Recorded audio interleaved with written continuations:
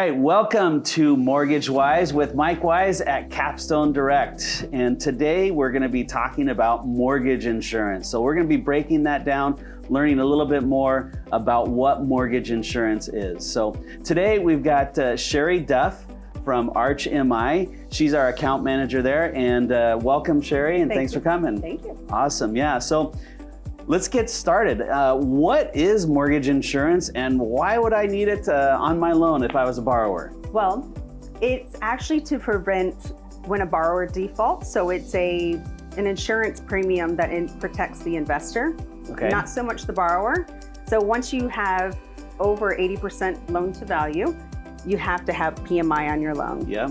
Private mortgage insurance. Private mortgage insurance, yes. Mm-hmm. So people are deathly afraid of this mortgage insurance, and you kind of just said it right there, which is like it's insurance for the lender, but the borrower is actually paying for it, right? How much do they pay on that mortgage insurance? What is the amount that they pay, and how is that figured out?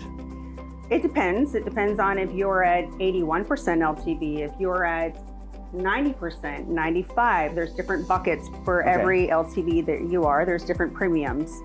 So if you were to put 5% down, if you're a borrower and I only have 5% for a down payment, then the mortgage insurance might be more expensive than it would be if you're putting 15% down. Yes. And do you always have to have the mortgage insurance when you're putting less than 20% down? For the most part, yes. There's other options that are available on the mortgage insurance. Yes. Okay. If I was a borrower, and let's just say that we've closed my loan, and how does that mortgage insurance premium get paid? There's different options. So when you are speaking with your loan officer, you can determine whether or not you want to do borrower paid monthly. So it comes in automatically with your mortgage payment. Okay. And there's nothing collected at closing. Or you could do a single premium where it's a lump sum payment, no mortgage insurance monthly. It can be paid by the borrower, it can be paid by you, it can be paid by concessions. As long as we get paid, we don't care who pays us. Not to be confused with lender paid MI. So a lot of times whenever loan officers are pricing it, they might think that they're needing to do lender paid MI because you're paying for it. That's not the case. So lender paid MI is a lot more costly. It's rolled into your loan for the life of the loan, and usually your first mortgage rate is a little bit higher. So basically the lender is inching the rate up, and they pay for that with premium pricing, but there's no mortgage. There's mortgage insurance, but it's already paid for one time at closing. The lender paid? Yes, lender paid.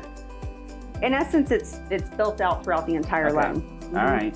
Tell me about the factors that make up the rate. We kind of talked about the premium and that it's paid monthly, right?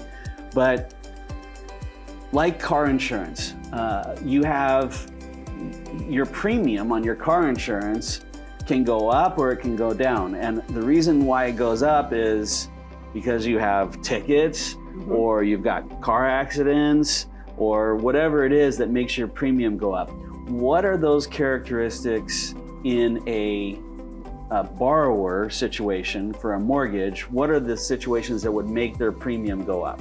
The factors that we look at with risk-based pricing, so in the past it was a rate sheet and everyone got the same rates. So mortgage insurance was really relationship-based back then. But now Arch MI is the one who created the risk-based pricing, and we're looking at several different factors. We're looking at debt to income ratio, we're looking at loan to value, we're looking at your credit scores, we're looking to see if there's more than 2 borrowers on the loan, because even if that second borrower is not working, just keeping them on that loan, they may have income later. So we view that as a stronger borrower, so therefore it gets better pricing. In that instance, if you had only one borrower but your spouse wasn't going on the loan, it's going to be a higher premium just because there's only one borrower on that loan. Not necessarily. If your spouse has a really horrible credit score, it could actually hurt you. So if the borrower number 1 was at a 780, and now we have that second spouse at 680, it would most likely hurt their pricing by having those 2 borrowers. It doesn't matter that it's 2 borrowers in. So it's very difficult to say this is what will give you your factor, because there's a gazillion algorithms when it comes to the risk-based pricing. Yeah. But if you have a married couple or just 2 borrowers that possibly could be on the loan, look and see if the pricing is actually better by adding that, if it's not going to hurt the loan. Yeah. Just to see where that pricing is. So we can price that out as a salesperson. We can price those out for the borrowers to see kind of where they land. But at the end of the day, a higher FICO score, more down payment, 2 borrowers are always good things to get a lower rate or lower premium for the mortgage insurance. Also, zip code can matter. Interesting. Let's just say there's an area that is known for being very fraudulent. Yeah.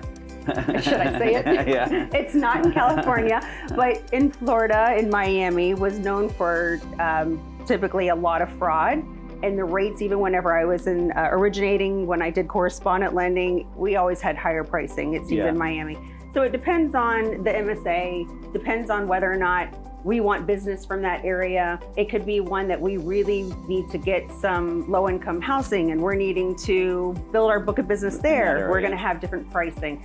Borrowers are not gonna really understand that piece, so he'll explain it to you. Yeah, that's it can right. get very confusing. But basically you have a black box based on 10, 20 years, 30 years of doing mortgage insurance, where you know the areas in the country that are probably a little bit higher risk. And so you're gonna price for those areas. Very interesting, yeah. Another thing to mention just about mortgage insurance, it's not a dirty 3-letter word. I know whenever I was growing up, my parents always stressed to me, you need to have 20% down. Well, we live in California, and I don't know if you're mainly originating in just California, but the house pricing is really high here. So maybe first-time homebuyers aren't gonna have that 20% to put down. And mortgage insurance allows them to get into that home a lot sooner. And that's the biggest misconception, where they feel like they need to have that 20% because they don't want to be paying insurance for something that's not benefiting them. It's like we talked about earlier, protecting the investor and not them. But even if you buy a house and maybe you had that 20% to put down, but maybe there were some repairs that needed to be done on these homes. A lot of California homes are older.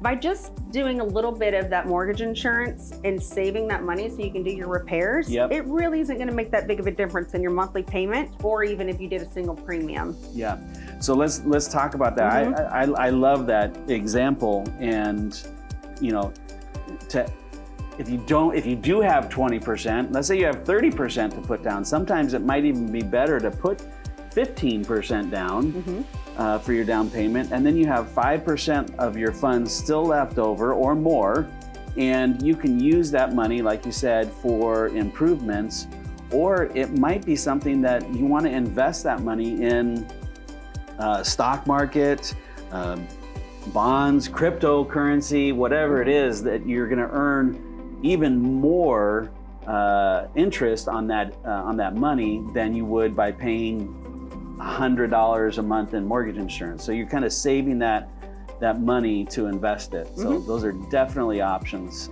in this instance. The other thing, well, let's talk about this, because the dirty word of the PMI, right? So nobody wants to say it. Nobody wants to have the mortgage insurance. Insurance is just in general, nobody wants to pay it, but it's always good to have, right? So if I was on a regular conventional loan, the most often question I get about mortgage insurance is, when is it going to come off of my loan? When do I have to stop paying that? Everyone always calls the MI company wanting to know the answer to that question as well. I can give it to you, but it really boils down to what your investor is going to allow for. So they may have the rule that they want to see 12 to 24 months on-time payments before they will even talk about removing it. Interesting. Or it depends also if you are at your current current versus what you originally purchased it Right, at. So if at your purchase value, it gets to 80%, you can call and you can request for it to come off. It'll automatically fall off at 78 when your loan amortizes down to 78. But if you're trying to go off current, so let's just say there was a spike in the market and now you're at 75%, you can call and request it to come off. They might not necessarily let you take it off at the time if it's only been 6 months. Yeah. It's up to them. But if you can prove it and they'll allow for an appraisal, and every investor's different, that's where it boils down to. So basically, as a borrower, you're going to have to call the servicer or the lender that's servicing your loan, and you're going to have to request that if it is something where you had a spike in value and it's 6 months to a year type of a deal, then you're going to have to call and try and get that off. And you may have to get an appraisal to show that value is worth it for them to take off the mortgage insurance. So one of the other things, and this just recently came up, so say you have a customer who has a home that they're going to be selling, but they're purchasing this and it hasn't closed in time. Until we've activated that mortgage insurance, so you have that 120 days. So if you know that they're going to be closing on their home soon, they can take that lump sum payment, contact us, and then we can then remove it for them as long as it hasn't gone in force. You haven't activated the cert. Or on the flip side, if they come into this large amount of money, they sell their home and they have some money that they can call and do a principal reduction. Yeah, I didn't know what you wanted to. What would be the easiest word to say? Yeah. We can actually recast it for them then as well. Okay. So then they can reevaluate it. 'Cause some people say, well, now I'm a lot lower. Can we get rid of this or at least reduce the payment? Yeah, exactly. Okay, so let's just break that down a little bit further, right? So you have your current house. You're buying a new house, but you don't have 20% for a down payment on the new house. If you put 10% down on this new house, closed on it, and then you sold this house and came into $100,000 to $200,000, and you're going to use that $100,000 to $200,000 to pay down this mortgage, then you can call the MI company and get the either reduced or taken off with that large principal reduction, or recasted. And the recasted is basically calculating the new rate on the remaining balance so that the MI payment goes down. So there's a lot of different options. Did I explain that correctly? Yes and no. They would not contact the mortgage insurance company. They're going to contact who they're paying who they're making their mortgage payments still. Yeah, and then they will contact us. Yes. Everybody's got to be talking to each other, but basically you contact the servicer to start the process up. So we kind of touched on it just a little bit, but right now in the market, the values, people are putting in offers that are above the listing price. So if I was to look at let's make it easy, a $500,000 house, I want to go buy that $500,000 house. Let's go put an offer in on it. And all of a sudden the offers are $550,000, $600,000, right? And so we decide, okay, we want to buy the house for $600,000. And lo and behold, the appraisal comes in and it's only $550,000. And I was planning on putting 20% down at $600,000, but now I have to use the appraised value to kind of calculate my loan to value ratios as the lender. And it's at 85%, right? So how does that, I don't want to have to come in with an extra 20% or an extra 5% to bring it down to where we have 20% equity in the property. Is that something that mortgage insurance can be used for? Yes, absolutely. Okay. So we call it the appraisal gap strategy. And it can be used for multiple ways, exactly what you're saying, where the appraisal comes in short and they don't really want to come up with that additional funds, or they don't have it. You don't have to. So what you do is you take that new appraised value and divide it by the purchase price. And then now you have mortgage insurance if you were to keep that new LTV. Okay. Of course, if you wanted to come in with the cash, then you'll be right back to where you started. Yep. But the seller's still happy. He's still getting paid the same exact amount of money. The listing agent, everyone's happy. So it doesn't really matter whenever it comes to adding that difference in, because the numbers all stay the same, except now you have mortgage insurance. Yeah.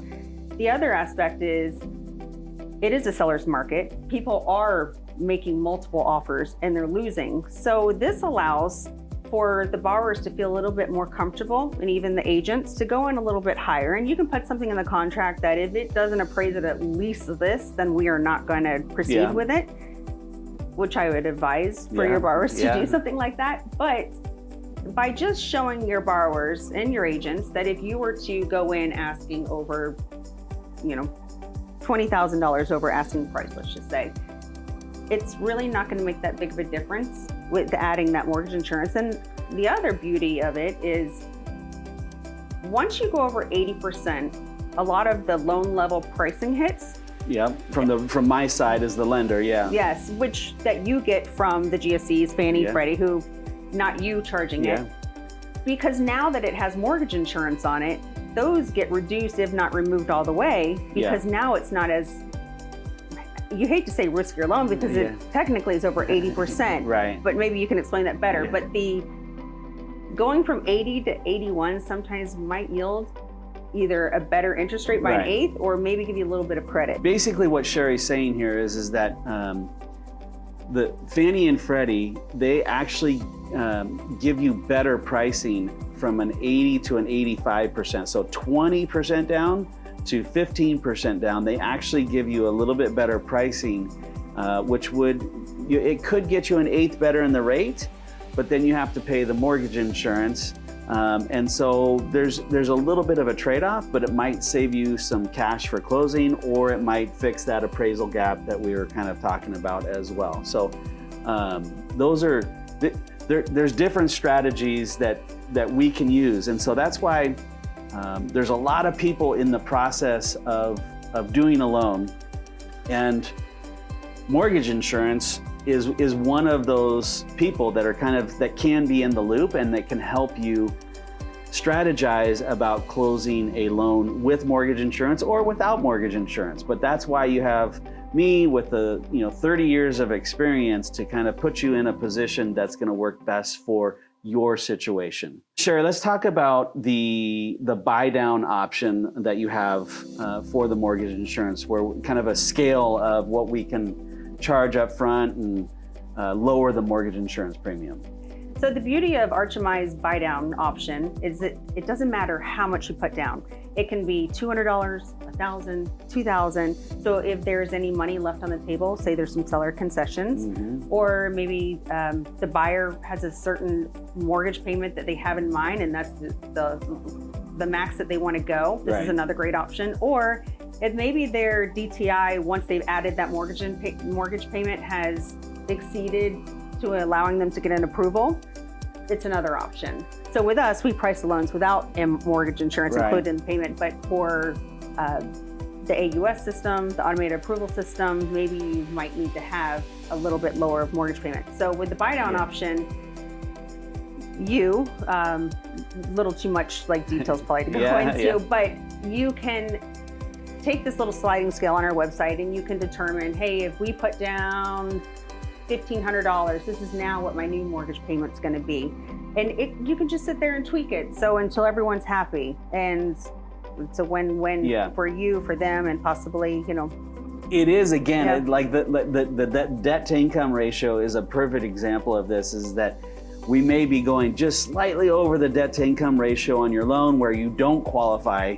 And if we said, all right, you need to bring in $1,500 to close, or the seller has a credit for $1,500, then we can use that on this sliding scale to kind of pay upfront mortgage insurance, and then your monthly mortgage insurance will go down to where you qualify and we close the loan. So again, strategies that we can use to kind of help work your deal, things that you might not even see that goes on, that we help you to get into a position to buy a house. So thank you very much for coming on. I appreciate it, Sherri. And this is Mortgage Wise with Mike Wise at Capstone Direct.